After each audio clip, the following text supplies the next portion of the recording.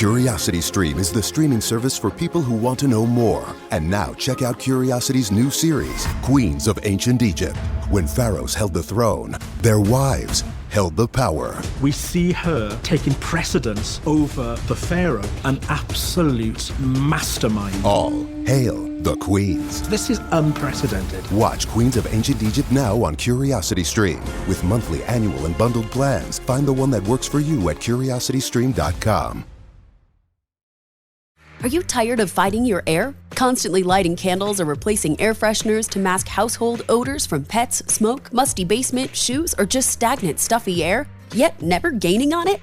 Take charge of your air with an Easy Breathe ventilation system. For over 20 years, Easy Breathe has been providing air exchanges and reducing airborne particles by up to 85%. Right now, receive 20% off your own Easy Breathe ventilation system. Call 866-822-7328 or visit takechargeofyourair.com. If you really like this episode, please support our podcast by going to patreon.com/truecrimewives and get lots of great extras.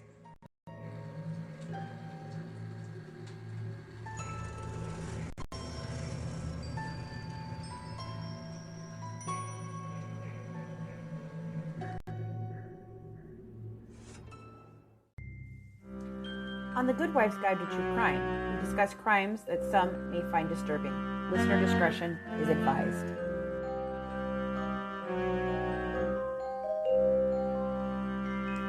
Hey folks, it's time to grab your glass of wine because the Good Wives, Fancy, Colleen, and Christina, are about to serve up another true crime case.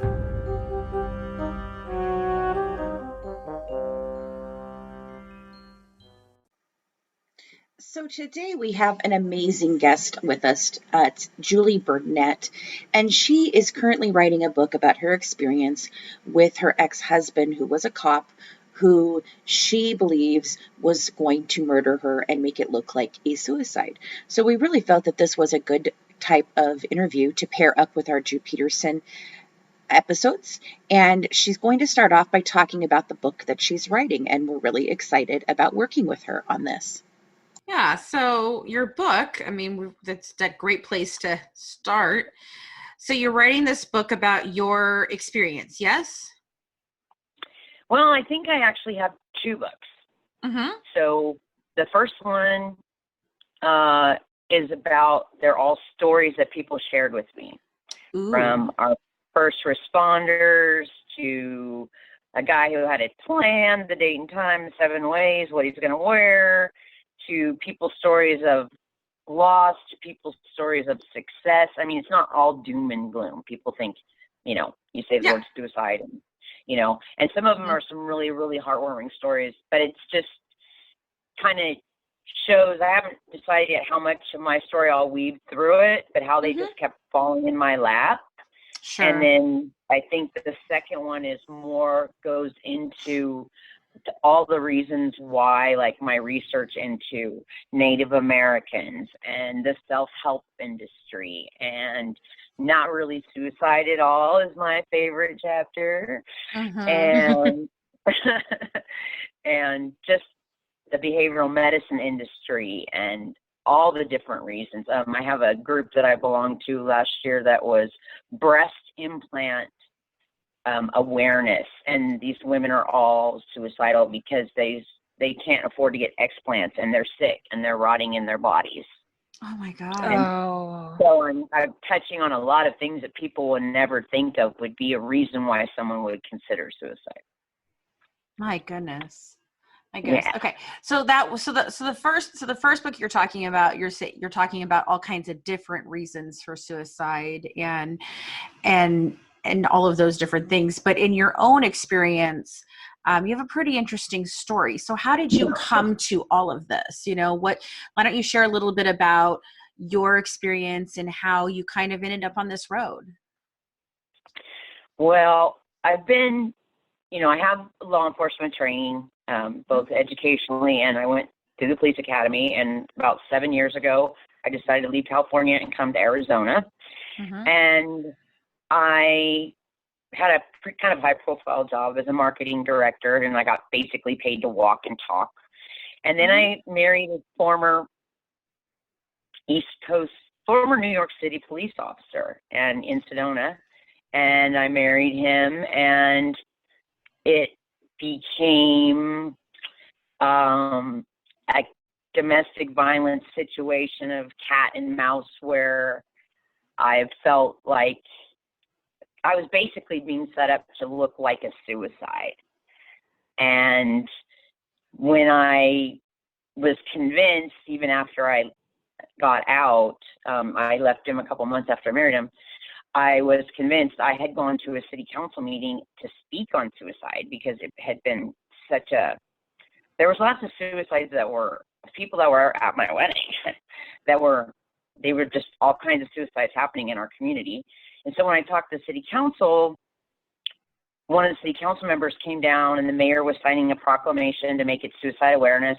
We were putting fencing over a bridge that we have in our town that we had 4 suicides in 13 weeks.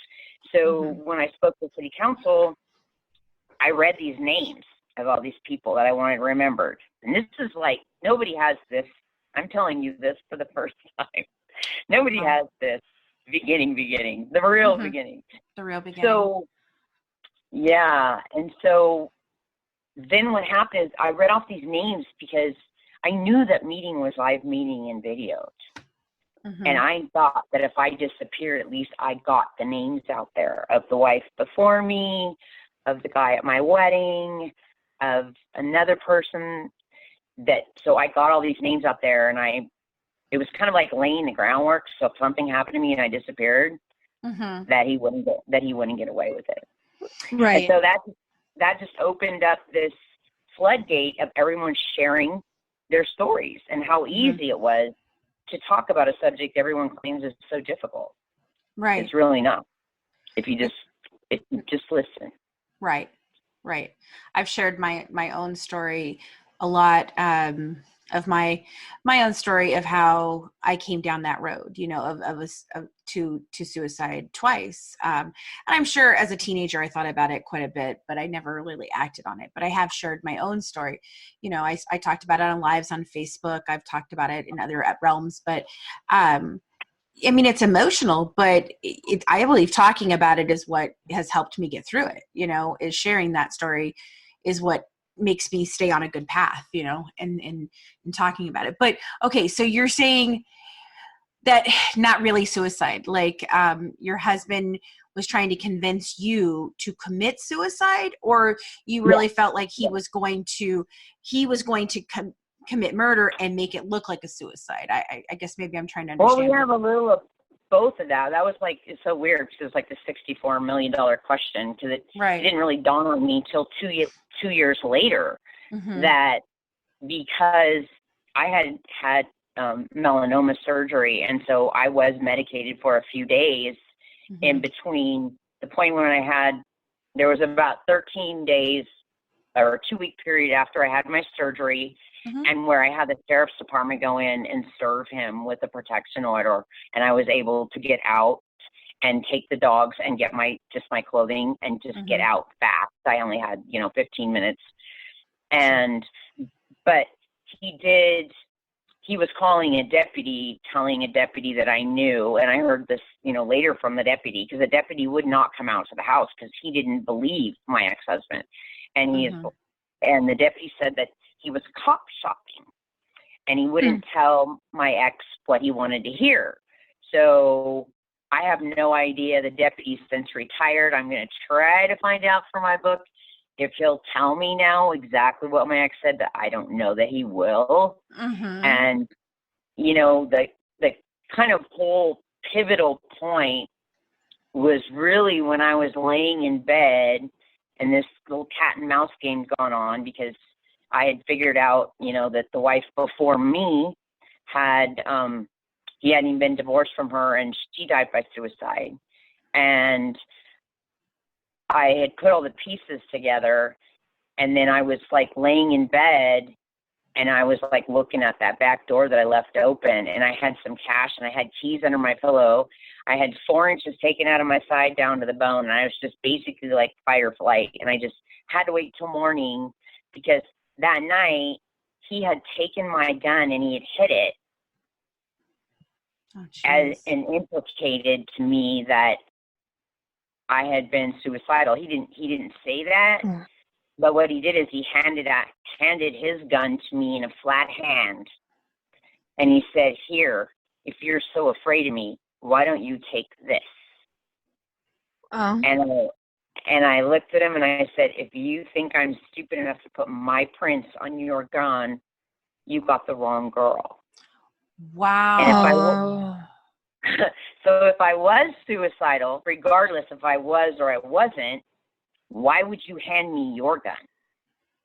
Right. Yeah, right. Like, I mean, either way, I mean, so he takes yours away from you and then wants to give you his, like, wow, that's so that he could prove it either way. Like, okay, well, her prints are on her own gun, your print now, and her prints are on my gun. So either way he went, he could, yeah, wow, geez.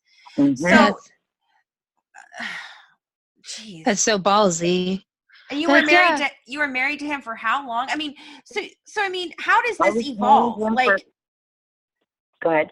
How does this evolve to this? Like, you get how long? I mean, you met him, you got married him, and it evolves to this. How does that all happen? And what time? It happened so fast. It was like, because I believe in fairy tales. That's why they call them fairy tales. Right. And, you know, if you think somebody's too perfect because they're doing all the right things, I mean, I never had and I told him everything. You know, I was honest, and I married him, and I told him, you know, he knew every password, he did every dog birthday, and he did all the right things. He, you know, even one night he slipped the his mother had passed away, and there was a story, but a lot of his stories, have lots of little twisty turns that I found out that aren't true. Is that there was a ring he had that in the middle of the night, one night when it was dark, he proposed to me, and he slipped his mother's ring on my finger to see if it would fit. You know, after he told this huge story of how much that ring meant to him and everything. So it was like very manipulative. But yeah, so I just fell for it all. You know, I wanted the happy ending. You know, he was attractive, and you know, did all the right things. But he was sturdy career. You know, somebody who's, you know, a little bit romantic, even if it's a little manipulative. It's, you know, when you're wanting love and somebody's there and like wine and dine, and you don't expect somebody's going to come, you know, trying to kill you. Well, and you know, I always say melanoma saved my life, because had I not gotten melanoma, I wouldn't have been home to see the writing on the wall, you know. And he was like, you know, I had sent my friend a text message, and I had said, and this was 2 days before my surgery, and I said, "Happy Mother's Day." And she saw the last name, and she comes back and she says, "Julie, he killed her." And I was like, "Who?" She's like, "Who did you marry?" And I was like, and this is interesting. I'm really kind of going all out here, because it's like, you know, I told you that I had talked to the assistant prosecuting attorney of the Drew Peterson trial, and that was kind of, you know, defamation of character is is part of the reason that he went on so long and got away with it as well. It's because, you know, so, you know, I'm like, bring it on now. I'm sure it is what it is. And, you know, I found out a lot of things afterwards that I didn't know, you know, but I was definitely scared, and he was able to get the protection order quashed. But the police officers never doubted me, the ones in our community, even though he got the order quashed. I had a higher. How did he get the order quashed? Oh, he perjured himself. Oh my gosh, it's so interesting, because I had so much fear in me, because I had to go. He got an opportunity to challenge the order. Now, mind you, when I got the order that morning, I got up, grabbed the cash and keys, grabbed the dogs, went down to the judge, and I went in front of the judge, and the rent was paid 2 months in advance, and those were my paychecks. Mm-hmm. And it was paid up 2 months in advance. And he was a real estate agent, so he got like one big check, and that was it, you know, which if you do the math, it's not very much. And so the judge, I remember, and I know the judge personally now, it's funny, but I remember leaving there, and the judge would not have him removed from the home, because the judge is like, what? So you want to stay there because the rent's paid? Like, and I was like, he says, I'll give you the order based on the ex-wife, him being investigated for the wife before me, who died by suicide. The fact that my gun was missing, and some other items I had, you know, facts I had written on the order. So the judge says, I'll give you the order, but I won't have him removed from the place. So I remember hitting the door and turning around and looking at the judge and said, when I'm dead, it's going to be on you. Right. And I walked out the door. So I mean, there's like a whole trail of like events, because when I went, I couldn't get him served. There was a couple days. He got the officers on his side, but then he did get to, I was finally able to get a couple officers and get out. And the only thing he wanted was the ring, which, you know, the officer says you can't take anything from her. And I just immediately took it off my hand, my wedding ring and his mother's ring, and said, here, I don't want, you know, anything from her. Right. I mean, obviously. You know? Yeah. Like, yeah. Who would want that? Like, I mean, he had called the landlord, and when I came home and I had the order in the car hidden, because I had to get it. You have to get him served now. And so he had the locks changed. So he had called the landlord and said I was taking things out of the house, because see, you saw the dog's bed's gone. I took the dogs with me to the courthouse. So he thought something was up, because he knew something was up, because the dogs and the beds were with me. But then when I got back there, then I said, I've been calling the sheriff's department, because he'd locked me out of the house. And he came out the sliding glass door. And so when the sheriff's department came, the officer said, you know, obviously you're both heated. So my gun had reappeared at that point. So the officer took both our guns from us, and then said, you know, basically my option was, because he got home before I did, was to go stay in the shelter or go back in there and stay another night. And the officer would not serve him. And I asked for a sergeant, and they would not, and the sergeant never came out, and they would not serve him the order that was in the car. All they had to do is hand it to him. Hand it to him. Right. And that automatically, exactly. Okay. So I'm trying to put it together so that we have an actual story that like makes sense, because I mean, it's so fascinating, but I've got to figure out how all this started. So you get married. How long before you notice that something's wrong and this all starts? Well, you know, it was fast. I made a mistake. So I met him on, no, I met him before, but I met him on November 4th. Okay. So at that time, when he set his sights on me and we started interacting, let's see. I'm trying to think if she was already dead. Yes, she was already dead. And I kind of had put the pieces later together. So it was kind of a whirlwind, you know. He did all the right things, you know. It was like November 4th, and then by February 23rd, we were getting married. Oh my gosh! Wow. Yeah. That's fast. Yeah. And it was, you know, we had. Go ahead. So you get married in February. Okay. I get married in February, and then I didn't start seeing those, you know, always having to know where I was, you know, showing up at my office unannounced. You know, I didn't see all that control, you know. We often don't, right? Women that are going through that often don't see it. A lot of times we see it as their love, right? You know? Oh, yeah, and especially since here I'm in the midst of, I think I found out a week after a week or two after we got married, that I've got melanoma. Right. Yeah. So, and they are telling me that I'm going to be dead in 3 months. Oh my gosh. I would have been dead if I stayed with him for 3 months. But, right. So I'm going through this. I think that's where that fight or flight is really just saves your life, because you're just on autopilot.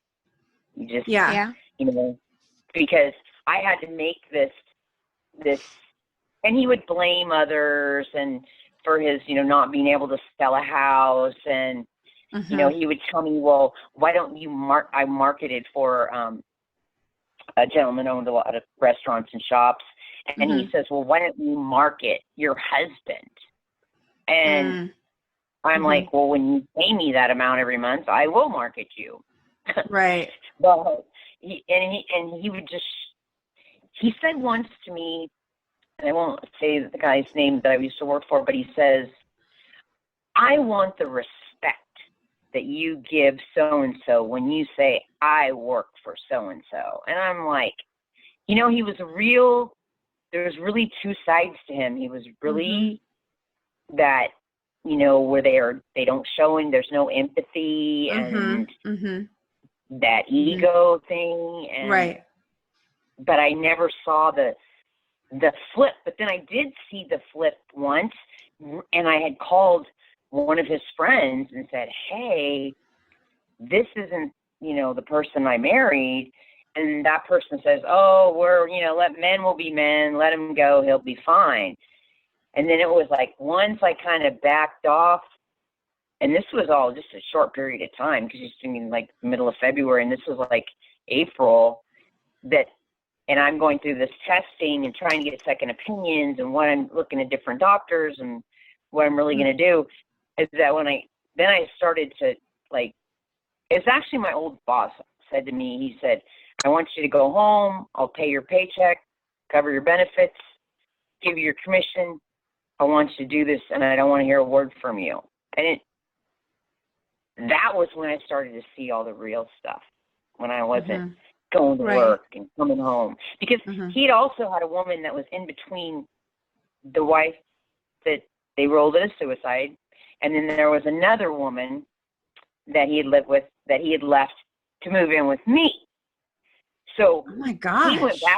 He went back to her a week after. As soon as the rent ran out, he told the handyman that CuriosityStream is the streaming service for people who want to know more. And now check out Curiosity's new series, Queens of Ancient Egypt.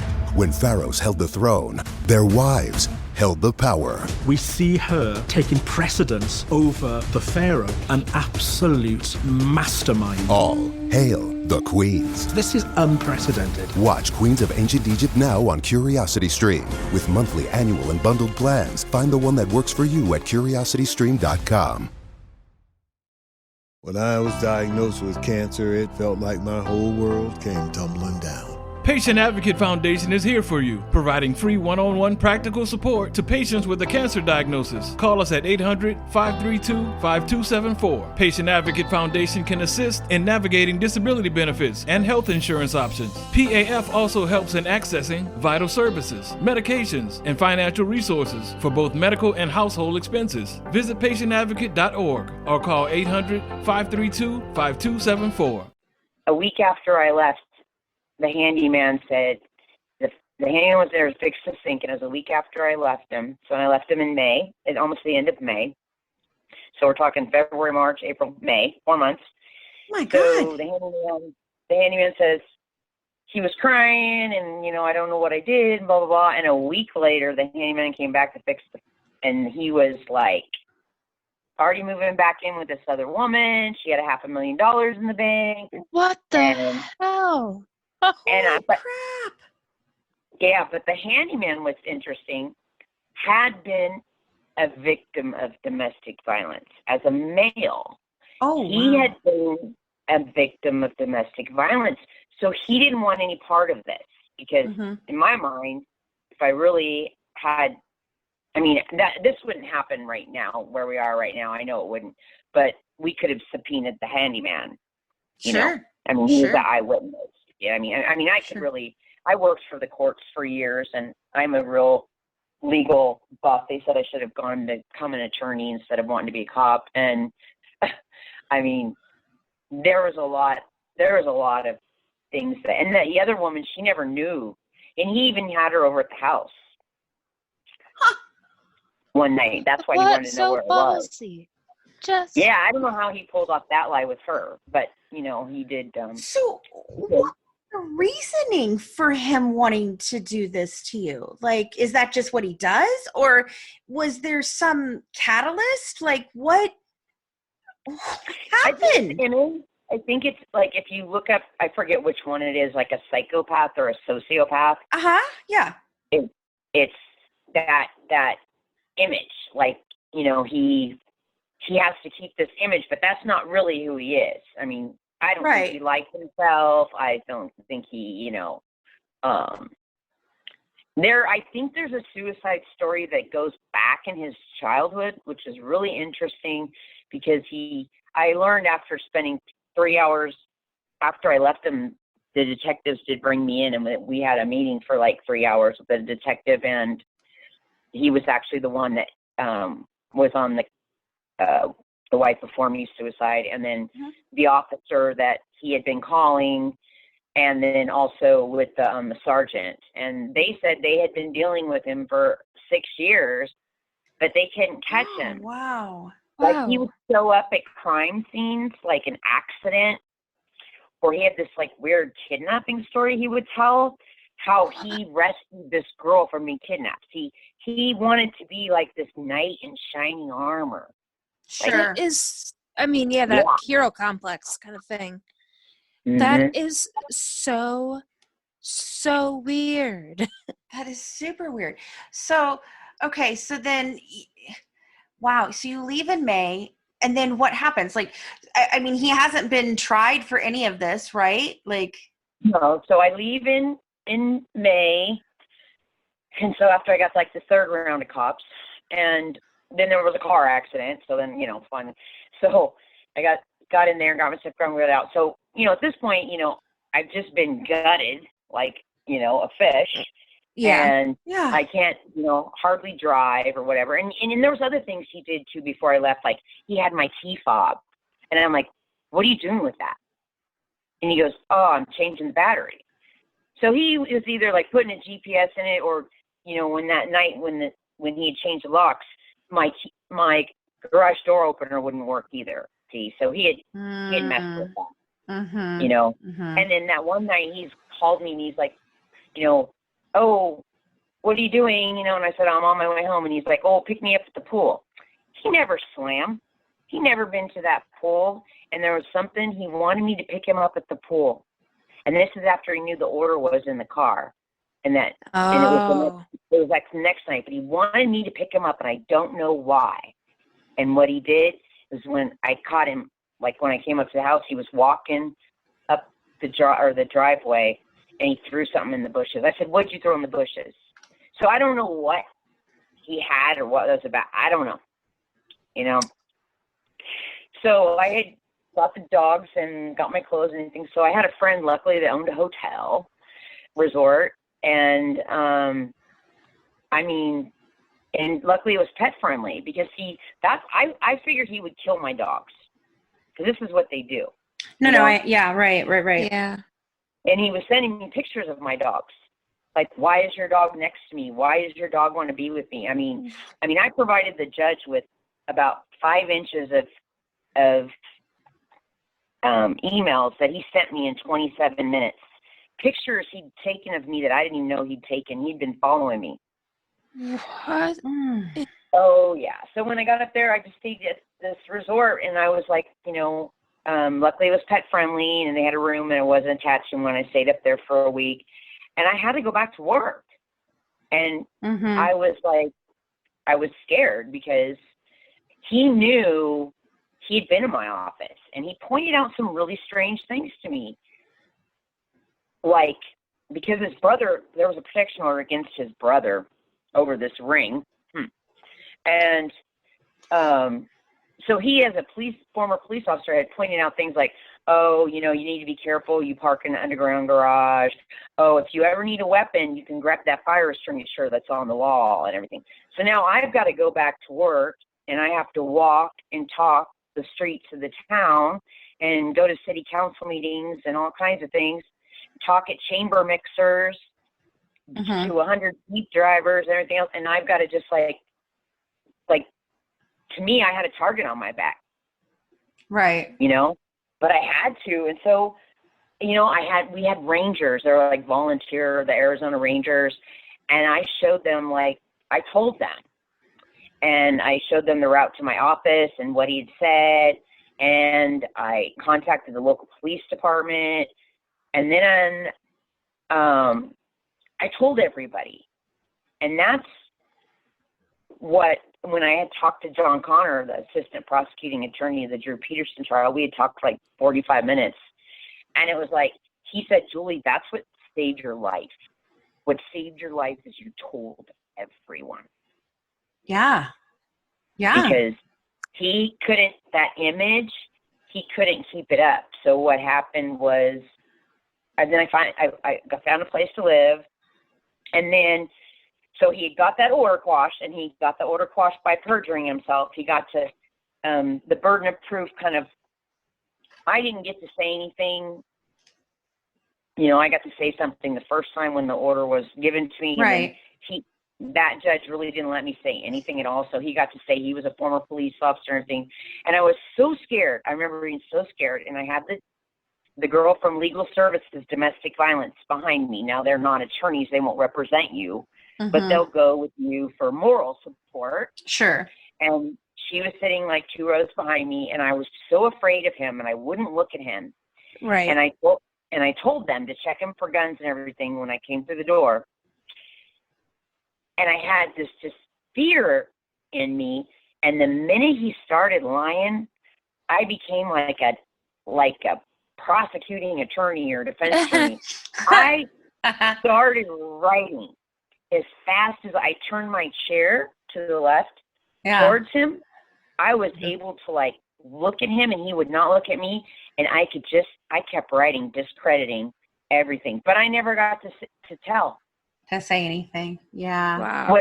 I didn't get to tell it that day, but what happened was, then he went back to that other woman. Yep.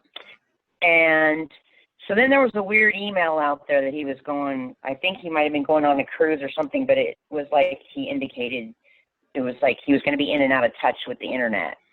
Right. So the police officer was really nice, and the other police officer that I knew said, you know, Julie, I didn't recognize your married name. And I mean, they were on him. They were going to he had plates on his car that said NYPD, and he told everybody that he was retired, and he didn't retire. He resigned. So he probably went out in lieu of, he probably got fired. Oh. Wasn't, resigned instead of got fired. Yeah. So I was able to, so they watched my back, and there was a sergeant that used to come by my house all the time, and he'd say, you got to get them to pull the gun out of evidence for the previous, for the wife before me suicide. I don't say ex-wife because they weren't divorced yet. And they took his name away from her, and they had her cremated. So, in that respect too, there was nothing that, unlike Drew Peterson, where they were able to get in Kathleen Fabio's body, you couldn't do that because they had her cremated. I was gonna say I was telling Fancy about the Drew Peterson case, because that case, to me, when she mentioned you, I was like, that is so eerily similar. Like, it's just insane. Well, go ahead. One of my, and this is kind of like when I started writing, because my head was so full of things and I couldn't sleep, and I would sit up, I was still afraid, and I changed everything about myself when I moved into this house after I left him. I changed, because he knew where I hid my gun, and he knew like what side of the bed I slept on, and I changed everything about myself that I could. And I ended up getting my things back from him after I moved in the house, after the rent had run out, because the rent ran out, and, you know, the money was paid ahead of time. So he stayed there, you know, for 2 months free rent, of course. Why I went and, you know, had to make payment arrangements to put down, you know, deposit on a place, and I got a place. And so that, I lost my train of thought. I try to go chronologically. So, yeah, okay. So then it was probably about, like, so this is June when I moved to my place. So it's probably around, like, August or September. I had called I was very familiar with the Drew Peterson trial. And then also I watched the Lifetime movie that had Rob Lowe. And that, like, looked exactly like him. And the same. And Rob Lowe walks out when he opens the garage. That's when my key wouldn't work. He opened the garage and he's got that NYPD hat on, and that, oh my gosh, it was like a mirror image. I have goosebumps. My hair is standing on ends right now. Yeah, no, it is. It's very eerie. So when I called, I left this message, and it was, you know, it's probably like 3 a.m. in the morning. It's dark. I used to sit and watch the sun come up because I couldn't sleep. And I called and I said, you know, I gave him my name, and I said, and I was familiar with that trial. I'd watched it on court TV and everything. And I said, you know, kind of explained, you know, I'm married a Drew Peterson type person and this and that and da-da-da. So I never heard, it was like weeks, like probably a month. And I never heard, and then all of a sudden the phone rings one afternoon, and this man says, Julie, this is, you know, assistant prosecuting attorney of the Drew Peterson trial, John Connor.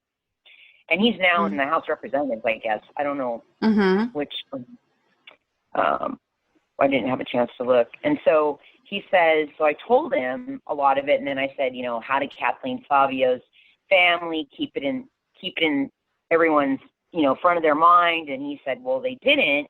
You know, what happened is they became afraid of defamation of character, and they backed off. And then once Stacy came up missing, then that's when Kathleen Savio's family went back into the media. And that was when, and if I'm correct in saying that they didn't, I think it was actually a hung jury, or it was declared a mistrial. It's like they acquitted him, but Drew did something, like he wanted to go with what the jury said anyway, or something. And like, we'll let them make the decision anyway. And that's how he like shot himself in the foot. Yeah. Like, you know, because they were able to bring in, they called it Drew's Law, because they were able to bring in what Stacy said. Yes. Yeah. I mean, that case is just so interesting that, you know, this respected cop, he, you know, shows that he killed his first wife, made it look like a suicide. He then takes this young, attractive woman, moves her into his house, cares for his kids, and then, oh yeah, she's missing. Yeah, she gone. I don't know. The Drew Peterson case you're talking about, Colleen? Yeah. That's his third and fourth wife. Yeah. Yeah, third and fourth wife. Wow. Right, Jeez. right. Wow. Yeah. And they've, and there, you know what, there's actually quite a few of those cases. That's why I always say that's my favorite chapters, like not really suicide at all, is because, and I'm, you know, pretty, you know, having been through the academy, so I'm very pro law enforcement. And there really there are some bad ones. I mean, and, you know, it's, you know, it has changed my perspective some, but I mean, you know, the ones up there, they did what they could to really, you know, even though that order wasn't in effect, which was just a piece of paper, they never doubted my word. They believed me. And they, you know, the first thing John Connor had said is, why hasn't the police department brought you in and interviewed you? And I said, I don't know, you know, and the crime actually would have occurred in the county. And that's kind of a good old boy sheriff. We live in a rural area. And like I said, it took me 3 rounds of officers to get him even served. So right. They weren't really going to bring you in to talk to you. Now I did end up going down there and talking to them. The sergeant called me, and I spent, I can talk a lot. I think I spent 3 hours. And the deputy it was so strange coincidence, like their substation is like 45 minutes away from where I lived. And I went down to their offices to meet the detective and the sergeant. And I kept saying when I was in the office, I said, oh, this deputy, blah, blah, blah, this deputy, he was, and whatever. That deputy comes walking in the office and he says, Julie, do I need to be in this meeting? And I'm like, yeah, you probably do. Because, whatever, with the liability and checking someone's welfare and everything like that, that deputy, whatever my ex was saying, wasn't good enough for that deputy to believe him, because that deputy did not ever come out and check my welfare. It had to be that transparent to the deputy.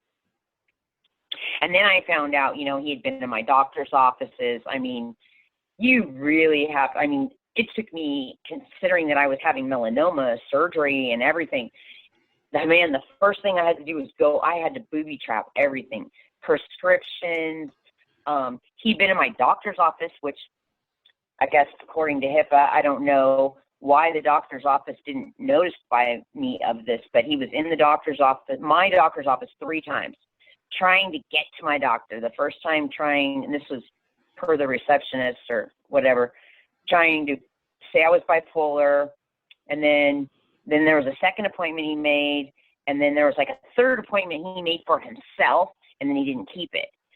Well, I know that was my doctor, and he was a veteran. He was from the VA. So he had VA insurance. There's no way. The only reason why he went in there is he wanted access to my doctor, person to person. He is so sloppy. Like, it's just. Well, most of them are. I just watched one the other night on TV. Now there's one. Michelle O'Connell is one that's that's a police officer, and the pills that they found in her pocket were actually the police officers. And then the cops, that one was on 2020. Yeah, that's the Florida woman, right? Yeah. And that was actually one of the officers, or someone resigned. There was a female officer or something resigned over it. And then they actually let him look at the report before they interviewed him. Yeah. And then there was another one I watched the other day that just popped up on one of my feeds, and it was and the guy what brought this to mind is the cop was super sloppy. He got her pregnant, was cheating on his wife, and then he ties her up by an extension cord to her car, and then says, like, after he called, the other officer shows up, like, oh, I know this person, and his blood's everywhere. Oh my God! Like. Wow. Like it's hard not to laugh at these. It's just shocking. Well, there's the Doulos case too. I mean, they're all just so weird. They're just Yeah, that one's kind of that doomsday cult thing. Yeah, that one's that's a whole other thing that goes on over here too. The Doulos one, yeah. Well, I mean, we're dealing with one right now, Lori Vallow and her husband Chad Daybell, who have just 20 people around them that are dying and 2 kids that are missing. Like, like his first wife dies. 2 weeks later, he marries his wife. It's just, it's like, what? Her brother dies. After killing her ex-husband and the sister. Wow. It's just these cases. And like you said, they're so sloppy. Like it's crazy to me to think that they just that how sloppy they are. And yet many of them get away with it for a while. Like it just like in your case. So how did his first wife, or maybe it's not his first wife, I don't know. How did the wife before you, how did all that happen? What happened with that? And that's still being investigated, or? No, they ruled it. The sheriff's department, I actually talked to the lieutenant that, I talked to the lieutenant that, I had that meeting with the sergeant and the detective, and then I know the lieutenant and the sergeant from another department that actually investigated her death. because there was a note. There was a note, but because what's weird is all these people kept falling in my path. You know, that's what led me, you know, to figure all this out, is because then I met her stepsister or something, applying for a job somewhere. And then it was like, you know, so there was a note, and I don't know whose gun she used. She used a gun, which women notoriously do. Women care too much about what they look like. So women usually do not shoot themselves. Right. Men use firearms. Women usually there's a cutting. Women choose like the non-extreme violent ways, like overdosing. Yeah. And men go for the hanging and guns. Right. That's not normal. So she did. It was a firearm. I don't know if it was hers or his. So I never got an answer to that question. And but the sergeant that used to come by and check on me said that I should have, you know, tried to get them to pull it out of evidence, and there were some other tests they could do. But he was so manipulative, and so that when that personality flipped, that night, just before this all started, this little cat and mouse game and me getting out and my surgery and everything. Lucky Land Casino, asking people, what's the weirdest place you've gotten lucky? Lucky? In line at the deli, I guess? Aha, in my dentist's office. More than once, actually. Do I have to say? Yes, you do. In the car before my kids' PTA meeting. Really? Yes. Excuse me, what's the weirdest place you've gotten lucky? I never win and tell. Well, there you have it. You can get lucky anywhere, playing at LuckyLandSlots.com. Play for free right now. Are you feeling lucky? No purchase necessary. Void where prohibited by law. 18+. Terms and conditions apply. See website for details. Okay, round two. Name something that's not boring. A laundry? Ooh, a book club. Computer solitaire, huh? Ah, sorry, we were looking for Chumba Casino. That's right, ChumbaCasino.com has over 100 casino-style games. Join today and play for free for your chance to redeem some serious prizes. ChumbaCasino.com. No purchase necessary. Void where prohibited by law. 18+. Terms and conditions apply. See website for details. He pissed me off. He said something, and I looked and I let the cat out of the bag, and I looked at him and I said, if you didn't kill her, you drove her to it. Oh. And see, I think he could have, you know, because he would, these men, I think I know how he found me, but these kind of men, they prey on women that have lack of self-worth issues. Let's face it. I'll be honest with you. You know what I mean? Yes. I may be, you know, good looking and whatever, and you know, I didn't have that high of an opinion of myself, and it, you know, you start picking at me, I was easy back then to break down, and I actually told him when I got mad at him my exact words were, you either killed her or you drove her to it, and if I wasn't the person I am today, you could have done it to me. And that was before he tried to hand me his gun. Right. Yeah. Right. Now you talk about this cat and mouse game that you guys played, and you said even one long night where you ended up having to have sex and do everything just to try and keep it all up so that you could get out. So what happened there? Well, that was where now he knows I have the order in the car, but so he knows it's coming, and you know, I had the choice of going to the shelter or the, you know, staying there another night. So I want to stay there another night so I can get out in the morning. And so it was like, you know, he knew it was going down. And when he said, when the cat got out of the bag that I had the order, but the offer wouldn't serve him, then he ran down immediately the next day and tried to file an annulment. No, he filed legal separation, because he was a real estate agent and he had a house sale going through, I found out later. So I wouldn't get any part of that money. Yeah. He went down and filed to do legal separation. But he didn't know what he was doing, and then he filed an annulment, but I didn't get notice of one of them, so it was kind of a mess in that respect. But I had to, like, he was following me. I had a meeting at a cancer camp that morning, and it was like he was calling me, and it's like, and I could feel somebody following me. Right. And this is the day that I was having him served with with the orders the third time around, where I had to just set it up so everything worked like clockwork. So he was following me. I've got a meeting, so I run by the chamber. I walk into the chamber office, and the president of the Chamber of Commerce is there, and I look at her, and she's like, and one of the other girls looks at me, and she says, "Oh my God, Julie, what's wrong?" And I told them what was going down, and then I told the president of the Chamber of Commerce, I said, "I am so tired of hearing your husband's name in my house." She said, "What do you mean, Julie?" I go, "Well, the only reason why your husband is a great real estate agent is because you're the president of the chamber." And I said, "That's my ex's excuse for not being able to sell a house. It's all your fault." And she's like, "What?" And I'm like, then I went to my office and I put my laptop on my desk and I opened it up and I hid the protection order, threw some papers around it. Then I got out and then I had to go meet the sheriff, and he was right behind me the whole time. "Oh, I'll meet you at the chamber." "Oh no." And then I got to the office, then in the office, and he dropped some roses, and he was like, "It."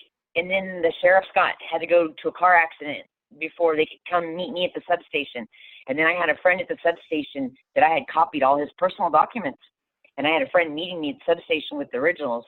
So when the sheriff turned his back, when they went in to let me come in behind them and take my belongings and grab the dogs, I put all his documents, threw them behind the sheriff when the sheriff wasn't looking. I put them in the garage. So I've got all his military documents. I had everything. Well, there you go. So I started building all this and learning all this after all this had happened. Right. And I couldn't even fit all these women into the timeline. There was all these other women that I couldn't even fit in the timeline. There were so many. Insane. So he did end up leaving. It was so funny because I was in Rotary at the time, and I was with some people at Rotary, and he was trying to fly below the radar because people wanted to know why he wasn't married to me anymore. And the guy I used to date before him also worked in that real estate office. Wasn't my cop, but he worked in the real estate office too. And so I would get things like from him too, like, "Oh, well, your ex says, I don't want to use his name. Your ex says he's, that you guys are going to move out to Pine Valley." I'm like, "Where the heck's Pine Valley?" And I'm like, there's so many lies. I know where Pine Valley is. There's so many lies. So I guess what happened is I'd seen him that night in the real estate office, because it was like in this, like one of those roundabouts where I always pass through, all the time. And I always looked, because he was always working after hours, because he was trying to keep a low profile, because he's gone back to that other girl. They want to know why he's not married to me. So this way he'd go in there and work by himself. And I don't know what he's telling her. Who knows? He could have moved on to someone else by then. I don't know. Didn't take him very long. And they went in the next day, and I already knew because somebody heard him at the post office and ran and told me. Mm-hmm. And it's a small town when, some towns are small. And he was going to move to Hawaii. And so he was selling his car or something, was going to move to Hawaii. So when they went into the real estate office the next morning, the desk was cleared off, all his stuff was gone, and he was gone. Wow. And then the woman before me that he went back to, the one between me and the suicide, he somehow managed to move off of her, and I don't know how many lies he told. So she comes running into the real estate office, and someone thought she was me, and she wants to know where did he go and why he left and whatever. So he managed to move out and clear out his desk and move out from her and get on a plane with nobody knowing. No, he didn't. Oh my God. Wow. And guess what he did real soon after he got there? Did he get somebody pregnant? He got married again to a woman with 4 children. Oh, well, we were Oh, Hmm? God. I said, those poor kids. Oh. Well, and he doesn't even like it. Oh. Yeah, I'm sure. I mean, he hated my Jeez. dog. He hated my dogs. Like, if they would beg at dinner time, he would have a fit. I mean, he would just like, and it wasn't until I had that surgery that I saw the, like, he couldn't even clean up after himself or do his own dishes or like, Right. like, Right. Mm-hmm. I didn't see all that stuff until I was, going to be operated on and got operated on. I wasn't there to, I never saw it, Right. Never saw it. Dude, I want to write the screenplay to your book because this is wild. This is crazy. No, I'm a writer too. That's what I do. So you can't make this shit up. Right. Like this well, is that is true. And true crime is still a big topic. I mean, yeah. Overdid what is it, Weinstein, that kind of coronavirus kind of, gave him a break, but yeah. And it's really they keep popping up, I don't want to like do the, I'm not, I had actually turned down a podcast because I wanted my book in hand, but I don't know. I figured the girls got me because we love it. A law enforcement podcast, but I think they wanted to talk about my book and stuff because they're two retired Phoenix police officers, and I'm sure it probably was like, I don't know. I don't think this is the story they wanted. Oh. Well, I find this fascinating. And then like, there's so many of these cases, like we just talked about, several different ones, but, and I'm sure that we're going to talk, we actually have a series planned of several of these. So, but, you talked to me about it a little bit about how you feel like through the coronavirus, and what's happening with this lockdown, that domestic violence is going to take a rise and we're going to see more of these cases. And I wanted to kind of talk to you a little bit about that and what you were thinking when you said that to me. Well, the interesting thing is, is that, and there's two theories going on now. I've kind of looked around a little bit. It's like where domestic violence crisis lines in some places are getting a lot of calls, but in most of them, they're down. They're way down. And the reason being is that you're isolated with your abuser or your intimate partner. I mean, right. Absolutely.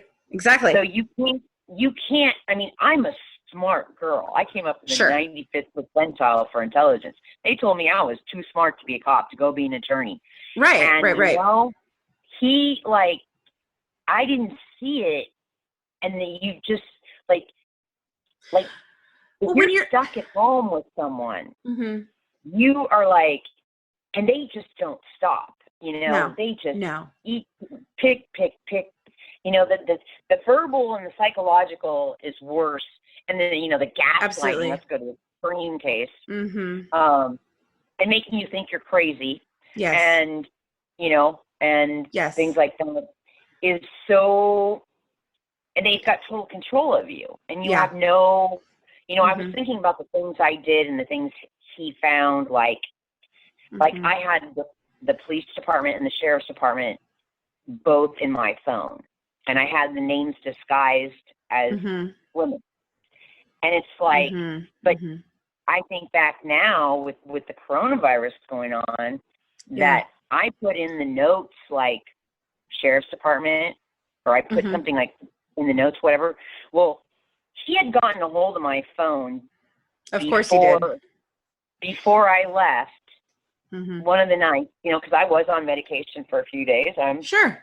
And he had gotten a hold of my phone, and he had deleted sheriff's department and the police and the police department, and anyone that I had spoken to that could attest to my state of mind. Because up until 6 months after I left him, a friend of mine, I get a text from a friend of mine. It says, "Hey, I'm back in town," and I said, it doesn't show any name. And I said, "Who is this?" And he says, "It's Mark." And he goes, "It's Mark." And I'm like, oh my God, there's another one. Mark had so many testicular cancer surgeries, and he beat cancer. But psychologically, the C word, I don't even use it, you know. I say melanoma, is I had it, is that Mark and I had lots of conversations before I was operated on. So when he got a hold of my phone, he deleted anyone that say the police would get a hold of that could attest to my state of mind, what my state of mind was before this surgery. Right. It's total isolation. And yet on top of that, not only that, but anybody that can speak out against them, they're going to get rid of that too. So you can't contact them. Right. Yeah. I could create a whole new safety plan for the coronavirus, having an extra set of keys out in the bushes or something. Yeah. Or, having, make a pact with your neighbor, sure, that if this face is in the corner or the curtain looks this way, that you're going to call the sheriff or the police department, have them check my welfare. Right. Well, I've seen a couple of them on Facebook like that, where it's like, if you call me and you ask me about my lasagna, I'll know that, I've seen those. And that's been one of my biggest concerns through this lockdown is, yes, I'm concerned about the virus. I understand it's a virus and it's deadly and things like that. I do get that. But one of my biggest concerns has been the rise of the opportunity for domestic violence and for suicide, either through domestic violence or just suicide in general through the fact of being isolated from everyone, and I think that's something that we don't even think about. We're all inside and we're safe, right? No, some people are not safe. What about the children that are not safe, that the one place they went to escape abuse from their parents is school, and now they're stuck with their abusers all day long too, and like you said, it's not like she can just abusee can just pick up the phone and call the police and say, please come out, because the person is standing right there, Yep. And so it's very concerning for me. And and the sad part too, like you'd mentioned before, and I know that the part where you would ask me about having sex, and the reason why I know that is because the woman that married us, she called me the next day and she said, he thinks everything's okay. What did you guys do last night? And I said, are you asking if I had sex with him or I made love to him? I said, I did what I had to do to stay alive. Yeah. Right. Yeah. Exactly. Exactly. Because you wouldn't even be able to put this if I told you the things that were done to me, in that department. No, I understand. No, I understand. I completely understand. And that's, it's scary. And to think of that, I think about just so much different things with this coronavirus, and there does need to be, like you talked about, the shelter that's been put in place, in some places for domestic violent victims during this coronavirus. And I think that's wonderful, but we don't have things like that to protect someone during a time like this. That's not even a thought. Nobody's even thinking of that. Like I said, we're safe at home. No. Some people are not safe at home, Well, and that's this is such a, yes. Ironically, I was talking to a lady the other day that she has a book on suicide she came out with because of her son. She lost her son. Yeah. And he was having a podcast or something like that. And I said, I had reached out, she had invited me or something, and I reached back out to her and I said, ironically, right now, I don't have any stress. I said, I got this, project I'm doing. I said, I don't have to worry about being evicted. I don't have to worry about going to work right now. I don't have running home to let the dog out. I don't have all the things that I worry about on a constant daily basis. Right. That, trigger those other thoughts and feelings. They're don't exist right now. And because I'm used to being alone. I'm an only child. I don't have any family. So all the things that I've struggled through and learned to deal with, everybody, 80% of the world's being thrown in that right now. Right. Which they're your survival skills. Right. And she was saying that her suicide survivor loss group is doing totally awesome through this whole thing, and yet she's getting tons and tons of emails and calls about how to do it, because now people are like, oh, well, you got married, but you guys go to work every day. You know, now you got to stay home with each other. Now you got financial issues. Now you have the kids. You know, the kids were with daycare before. And, you know, in hindsight, it's a wonderful thing. You know, if you're not on the lease, you know, I was on the lease. And he still was able to get me out. I mean, I helped a woman in the parking lot. It was a few months ago. And she was crying in a parking lot. It was like 1 o'clock in the morning when it was like 20 degrees out.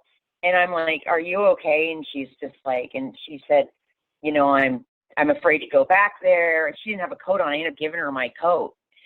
And I ended up calling, she didn't want me to call the marshals, but I called the marshals anyway. And you know, she was on the lease, but she was afraid because he was there. And I'm like, just let them get him out of there and you can go back. That's your home. But it's so hard when people say, well, when that officer said to me, shelter, you know, it's like, I'm 57 now. I just turned 57. It's like degrading. And a lot of them, you can't take your pets. And those pets were my children. You know, I had them for 12 and 15 years. So shelter is not even an option. So I think you're going to see, it's hard to like gauge it because like people aren't getting the call. They're not getting the calls because people aren't able to call in. Right. But I think people really need, and I think this is why it needs to be called physical distancing, not social distancing, is that human connection is what keeps people alive. You know, whether it be, you know, even if you're, and I find this how people are really talkative lately, even though we've got all this with the coronavirus. There was like 3 of us talking in the parking lot at the grocery store the other day. We all had, you know, there was 10 feet between the 3 of us, but everybody's chatty because they got nothing to do. Right. Like, you know? Yeah. And unless you have other projects, if you know, like I have my book and other things to work on and things where people don't realize like everybody's got a creative side. If you can just tap into it, is that, you know, they don't know what to do. They get up, go to work, get a paycheck, come home. You know, I mean, in essence, all that struggling I have done in the past is like, this is like the big thing's been lifted off my shoulders, you know? Yeah. So how long has it been since you've gotten away? It will be May 28th. It'll be 5 years. Wow.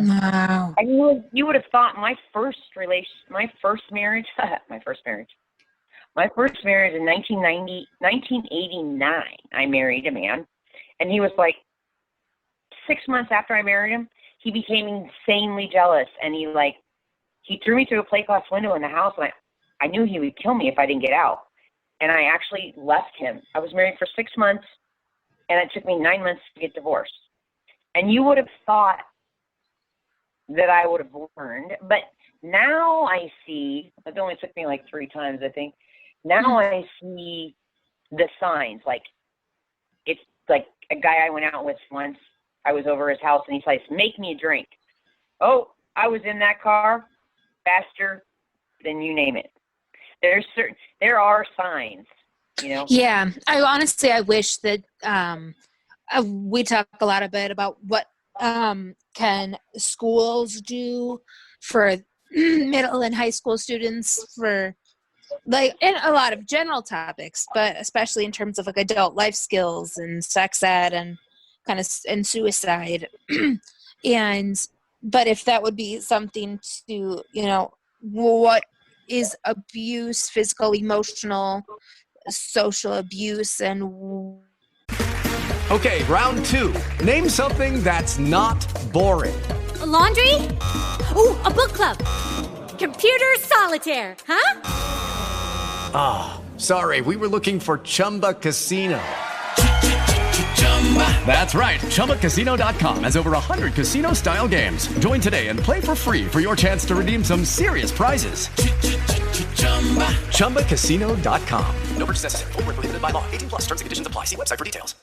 Where can, they can teach like the signs of controlling and of, red flags. So that way, the younger generation of fresh-eyed students, men and women, Right.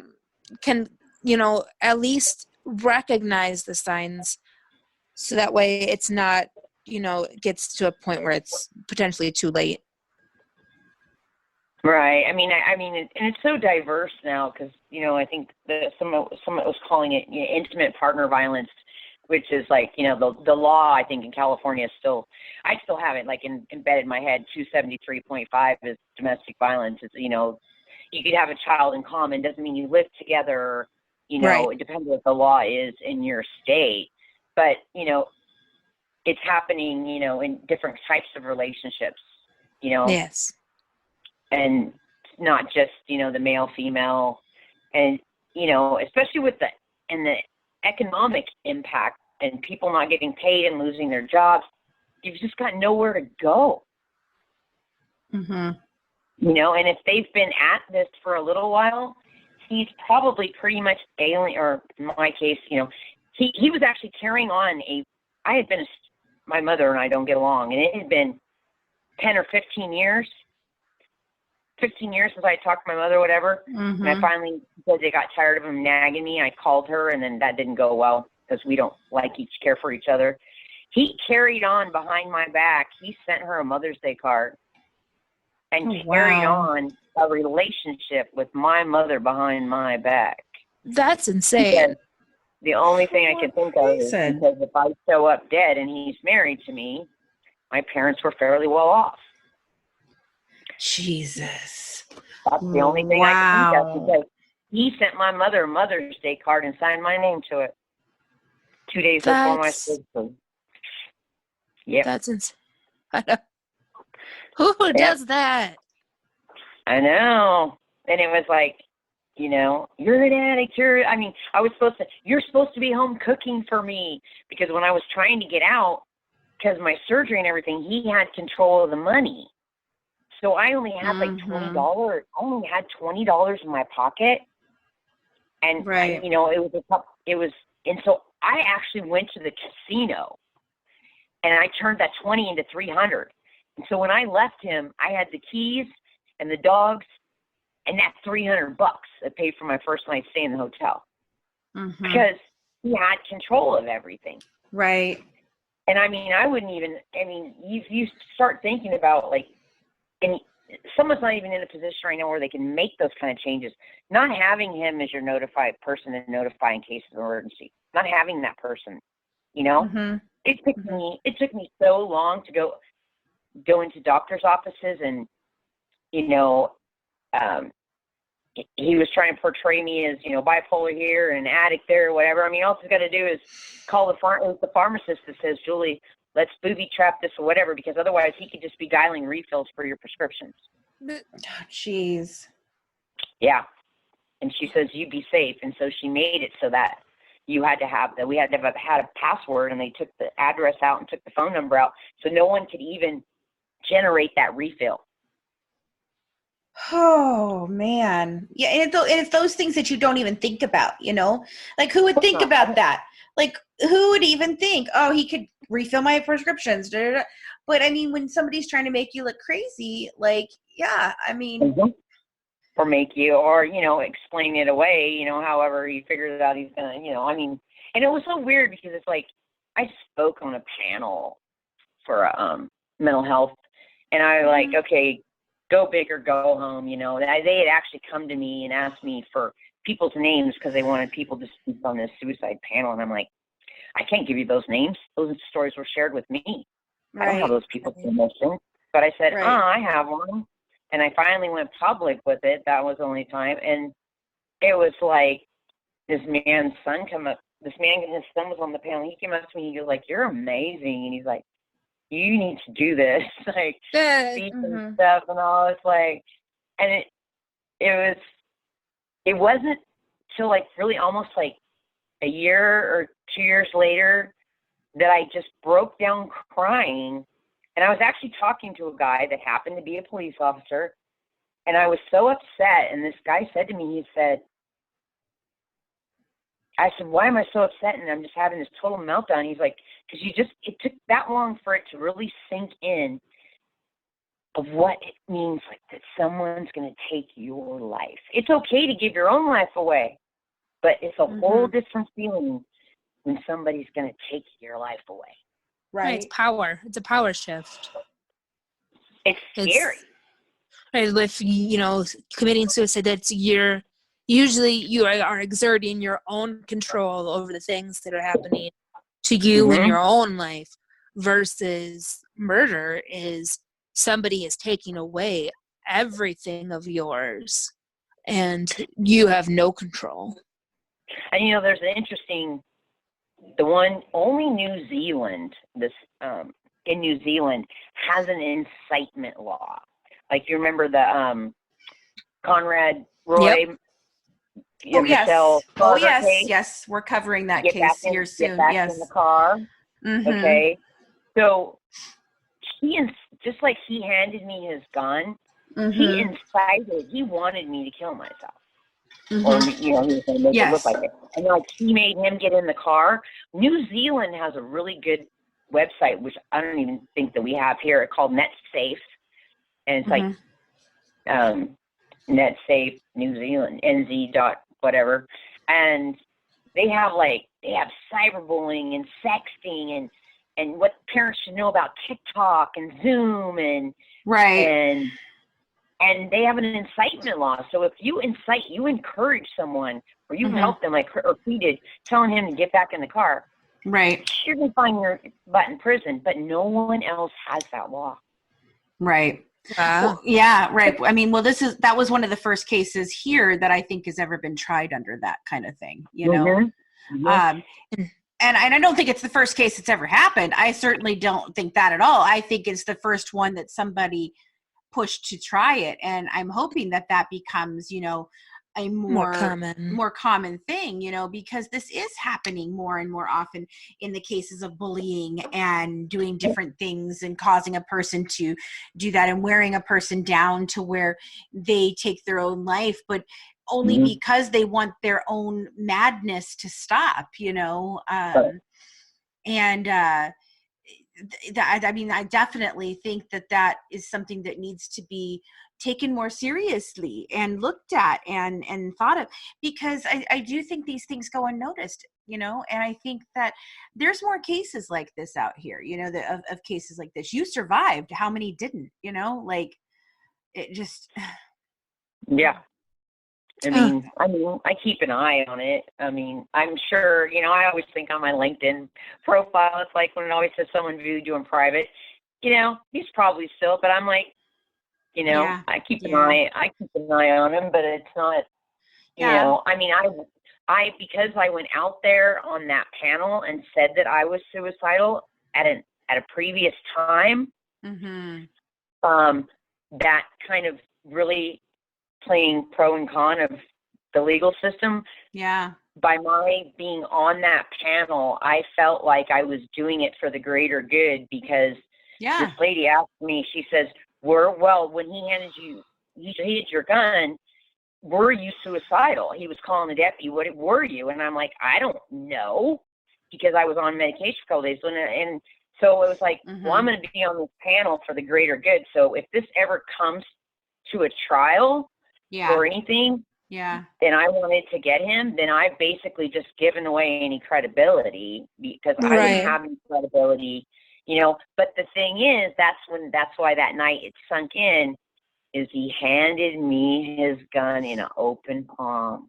Right. And why would you do that? If you're so afraid of me, why don't you take my gun? And mine was gone. Right. You know? Wow. And so interesting. I can't wait to read your book, Julie. I am so excited about both of the books that you're writing. I think I can't wait to read them. It's just trying to separate them out to whether I weave my story through it. You know, they say when you write a book that you actually have 3 books. I probably do have 3 books. Probably. You know?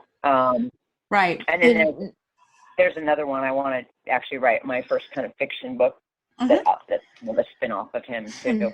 Well, you have such an interesting story and such a unique story to tell, and I can't wait for you to get that story out to the rest of the world. Well, the funny part is, it's like, I was kind of like, I'm like, have my notes here, and I was kind of like, I've never done this before. and I just like when I spoke that first time, it's like, and I had written all these notes, I just closed the book. It's like, it's my story. I have and he used to say my memory and my facial recognition was freaking crazy. And my mind works very chronologically. And it's like, I know my story better than anyone. I don't need the note. No, You know? right.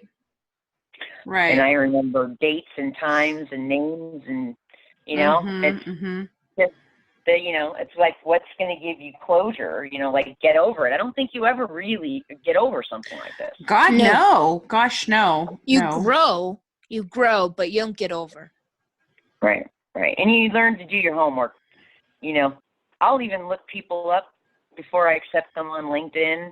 I don't do Facebook too much, but I'll go through public records and stuff. I mean, he had a temper too. I mean, he had a ticket and whatever. I mean, there was some other couple things out there, and you know, and then there was another woman who popped up recently that was one that, because there was another woman prior to these. And so the detectives had told me the way he spun the story, it was between the wife that died of suicide and another one. And this one, he had her arrested for domestic violence. So he turned it around and was able to get her. I've seen that, yes. And he immediately divorced him. Now, she did divorce him.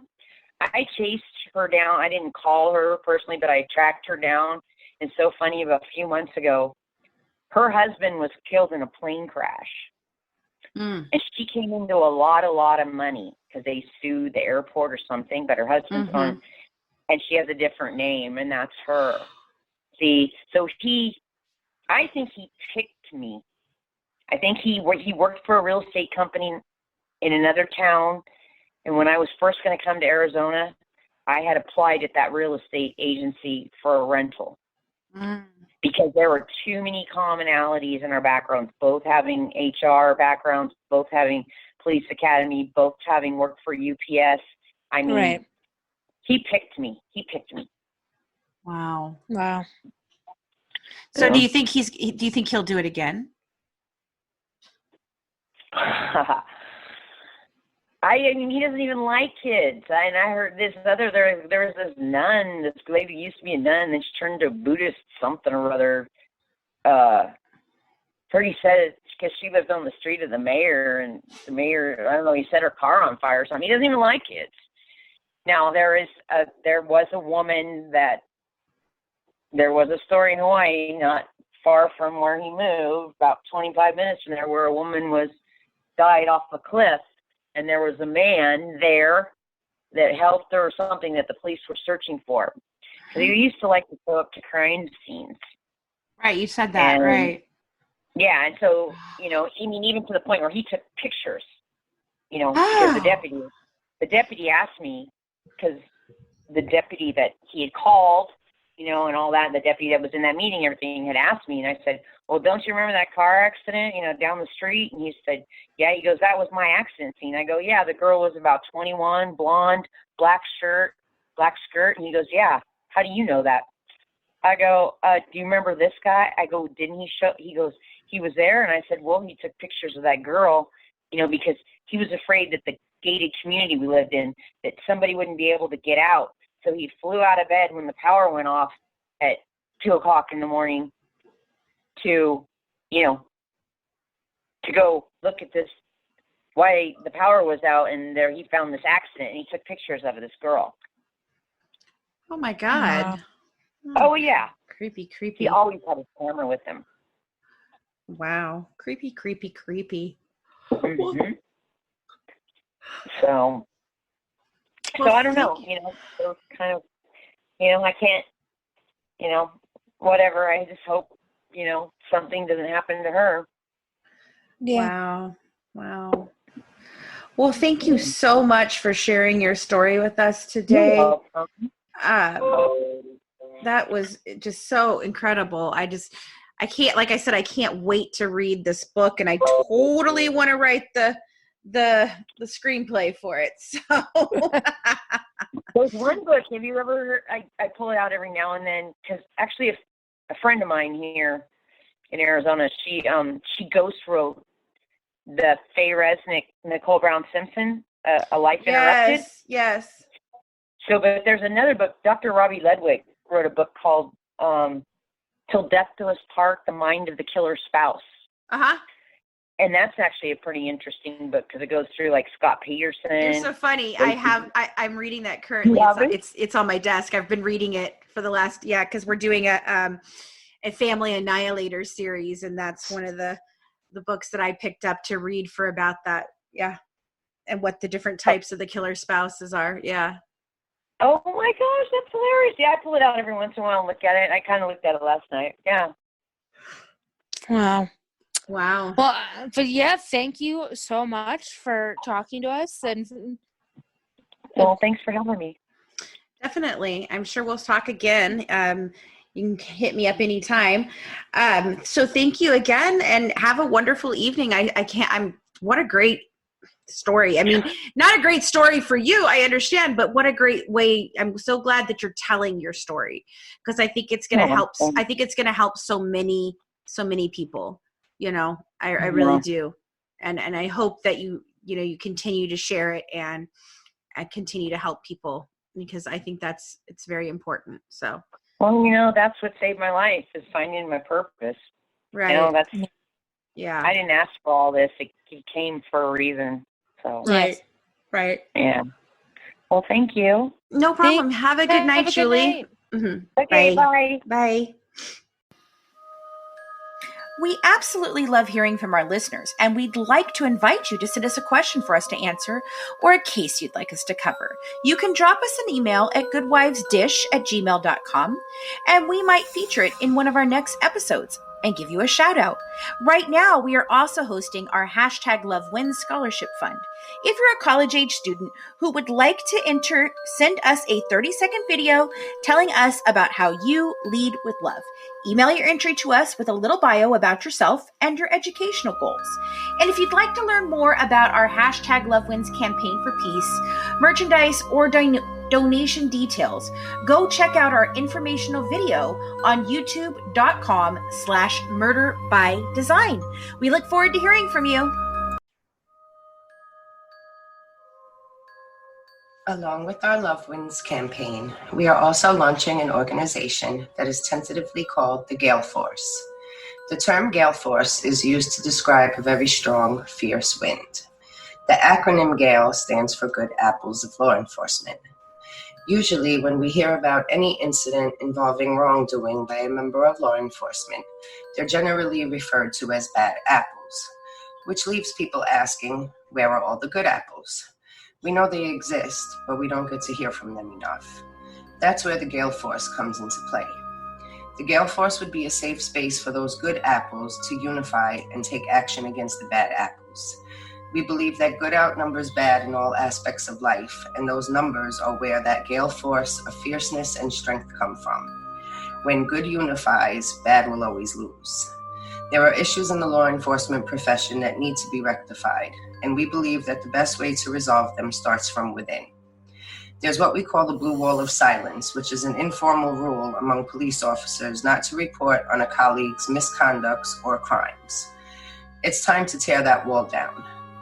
Officers are often punished if they break that wall of silence. An example of this is Officer Carriel Horn, who we've been hearing a lot about recently. Back in November 2006, she stopped another officer from putting a suspect in a chokehold. She was fired after 19 years on the job and lost her pension because she intervened. Also, the stigma that goes along with members of law enforcement seeking out mental health care needs to end.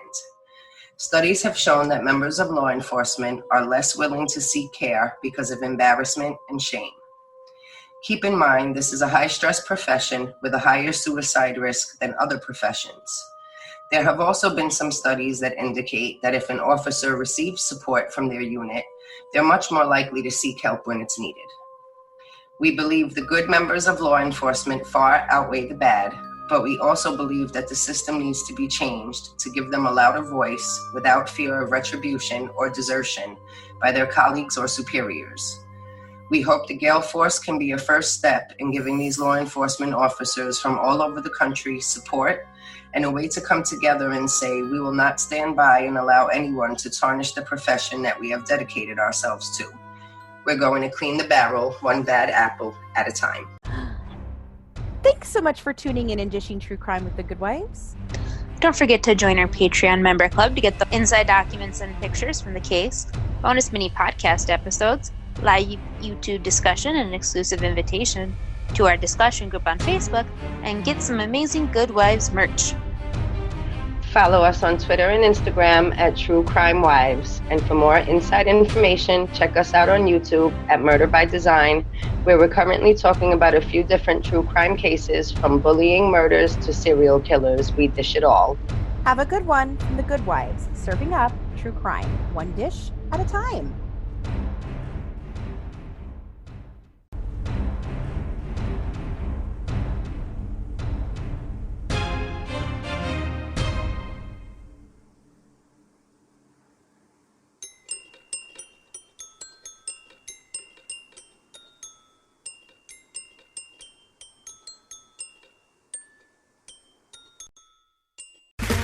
Okay, round two. Name something that's not boring. A laundry? Ooh, a book club. Computer solitaire, huh? Ah, sorry, we were looking for Chumba Casino. That's right, ChumbaCasino.com has over 100 casino-style games. Join today and play for free for your chance to redeem some serious prizes. ChumbaCasino.com. No purchase necessary. Void where prohibited by law. 18+ terms and conditions apply. See website for details. Okay, round two. Name something that's not boring. A laundry? Ooh, a book club. Computer solitaire, huh? Ah, sorry, we were looking for Chumba Casino. That's right, ChumbaCasino.com has over 100 casino-style games. Join today and play for free for your chance to redeem some serious prizes. ChumbaCasino.com. No purchase necessary. Void where prohibited by law. 18+ terms and conditions apply. See website for details.